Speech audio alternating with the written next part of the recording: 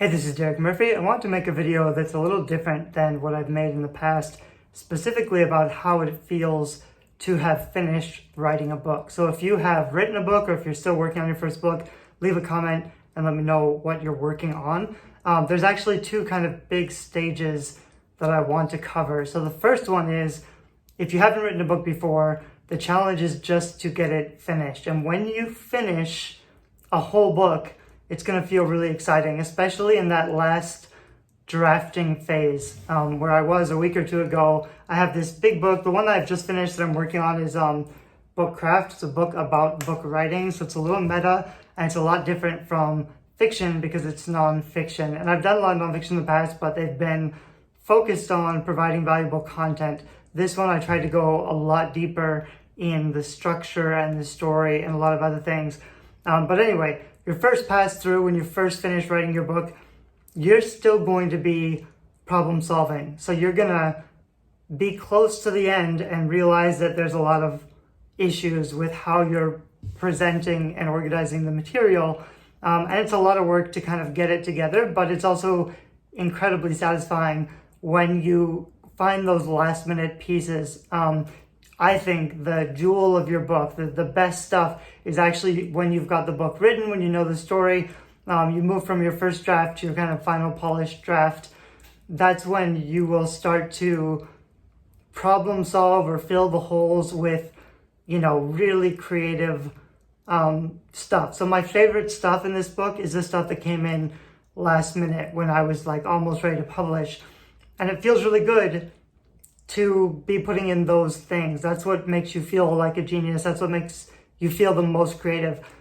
And during that point, anything that you pull from your subconscious, anything that feels inspired from the muse, it's tempting to associate that with value. I talk a little bit about this book, the difference between value, like the feelings that you have when you write it, that don't necessarily make it more valuable for the readers. And a lot of authors think value is a thing, even if it's separate from readers. Even if readers don't like it, it's still really valuable. It's all about, how you felt when you wrote it. That's one of the things I try to counter in this book. I actually had a chapter 0 with like 25,000 words of stuff about proving that it's okay to write for the money. Basically, I've taken all of that out and did a really short, simple 3-step value ladder that I think most authors can appreciate without feeling threatened.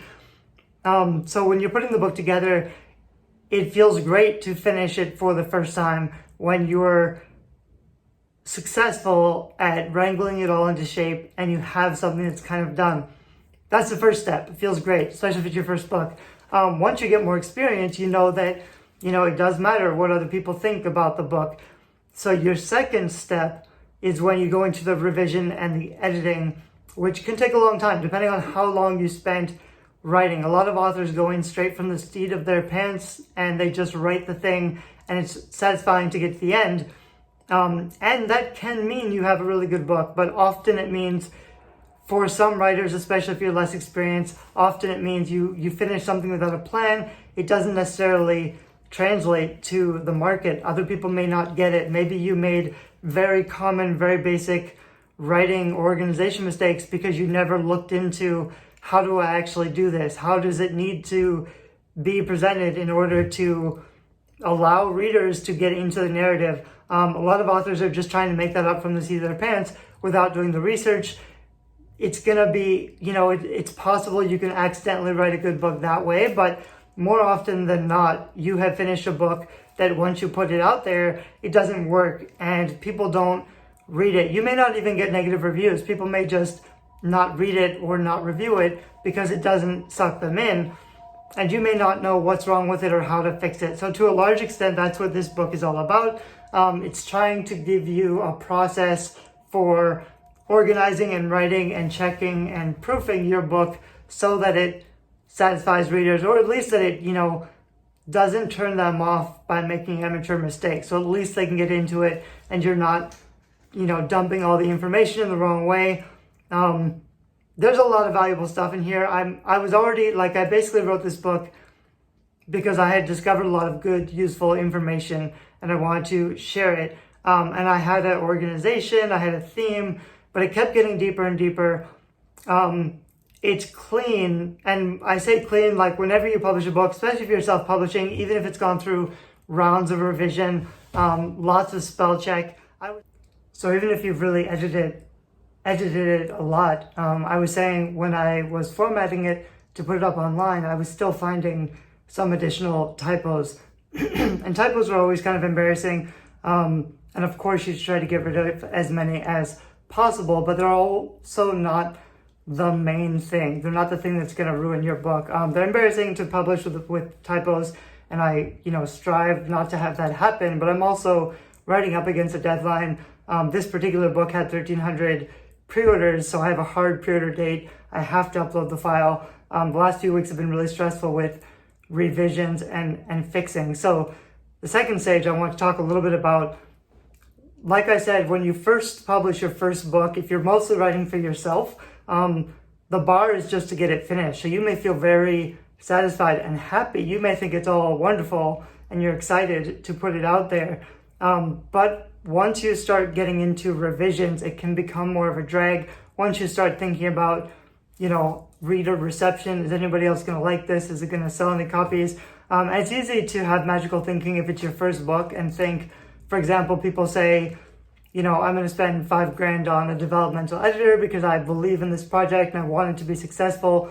But a developmental editor can't fix all of the main problems. It's a better idea to learn about the craft and try to self-edit as much as you can rather than handing it off to somebody else, because they can only fix what's there. Even if they clean it up or help you to solve some of the big issues, they're not going to be able to rewrite it for you or figure out who the audience is or how you should be packaging or positioning this. The other thing is, in your second round of revisions, you probably thought it was, fun to get it done. A lot of people struggle with the editing, so it can feel like work. It can feel like a lot of work. This book now is so convoluted. I think it's pretty good. I think it's pretty clean, but I also feel like, on the one hand, it's exhausting. So, immediately after uploading the file, I got a cold. All the symptoms of sleepless nights and overworking sort of catch up with you. That's gonna weaken your immune system, but also lower your confidence. So you're gonna feel like all that imposter syndrome or insecurity is gonna come crashing down once you're ready to put the book out there. Even if you have experience, even if you put out a lot of books, you always feel like, I wonder what people are gonna feel about it. I wonder how the reviews are gonna be. I wonder how, and I'm going to make another video in a minute about launching and what to do after you publish or after you launch, because I do have some things to talk about in that respect. In this video, I just want to talk about the feelings you'll feel when you finish the book and when you're about to publish the book, when it's up and out there. And for a lot of people, the problem is they don't get any sales or any reviews. So you never know if people liked it or not. It just doesn't sell and you don't know why. You don't know what happened, or why isn't it selling. And to a big extent, that's packaging and positioning. I critiqued somebody's blurb today, and it had all the right stuff. It was perfect. It had all the keywords, but it read like a generic project. It read like any other book in that genre, which is good because at least it designated the genre. But the danger is if it doesn't have any unique selling points. There was another one I commented on that was nonfiction. So both with fiction and nonfiction, you have to be really clear on who the audience is and why this book is different, how this will help the audience solve the problem that they're faced with or looking for with nonfiction. For fiction, how is this like what they like to read, but different and better? So you have to focus on the unique positioning points or the specific things that set your book apart. I commented on too many adjectives because adjectives are a referent, they're not a descriptor. So an adjective is communicating some kind of information. For example, thrilling. This is a thrilling supernatural book. Those are good adjectives, but they don't tell me exactly what the book is about or what the content is about, the unique benefits of the book. Anyway, so my main point in this video was just, I'm feeling exhausted and nervous about putting this book out there. And that energy, like I spent so much time and energy getting the book together. There's a lot of unique things in there. I'm a little worried that it's too personal or too vulnerable, or if I, ramble too much and people aren't going to be happy with it. We'll kind of see. I'm feeling pretty confident about it, but also, a 1,300 pre-orders is a great start. It'll make a little bit of money. Is that enough money to justify the 3 months of hardcore work that I put into it? Probably not. So the next question is, can I keep it selling long term? Not only is it good enough to satisfy the people who pre-ordered, but is it good enough to keep selling and become like one of the main books about writing, which is what I hope it will do. Anyway, so this is the book. I'm going to make another video specifically about post-publishing book launch strategies. I already made a video talking about what I was doing, to get my 1,300 pre-orders, how I spent a decent amount of time promoting this book early, which I don't always do for my nonfiction because I believe that it's going to be good. So it's got a strong start. It's going to launch tomorrow. It'll probably get up in the top 100 of the Amazon store.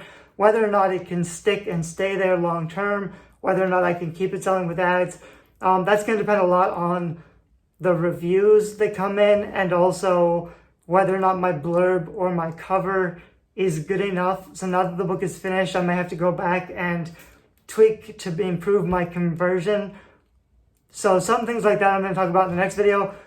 This video is just about the two feelings you're going to feel when you're working on your book. The first is excitement that you finished, and the second is going to be dread or fear or insecurity when you are about to put it out on the market, partly because, the editing reveals the flaws. So once you've gotten deeper into it and you've learned enough about craft to realize your shortcomings and you've tried your best to fix it, you're still going to feel like it's not exactly everything that you wanted it to be. I have 25,000 extra words that didn't make it into this draft, which means there's a lot of material that I feel might be too short or might have not been developed as much as I had wanted, which I did on purpose because you have to make sure that you're not overwhelming people, especially with the information or the proof. You can't prove that you're right in the beginning of your book. First, you have to get them on board with the desire to want to learn and take action from the materials that you're presenting, rather than overloading them with facts and figures in the beginning. I actually took out all of the nonfiction specific stuff in this book. I'm probably going to turn it into another separate book, even though I'd wanted to put them together. So I'll have that coming out later, but I'll probably put a lot of that up earlier online in the free courses that come with this book, which will only be available till the end of the week. Then I'm going to, figure out how I'm going to finalize this book to get it done. There's a lot of bonus material that's going to be up on the website, writethemagic.com, and then I'll probably make a nonfiction partner course because I have more to say that I didn't get a chance to cover in this book, and then see where I end up in a month or two. Anyway, I hope you like the book. If you have questions or problems, or you want to tell me how you're feeling about whatever state of writing that you've experienced or whatever state of writing you're struggling with now, let me know in the comments. Thanks a bunch. Bye-bye.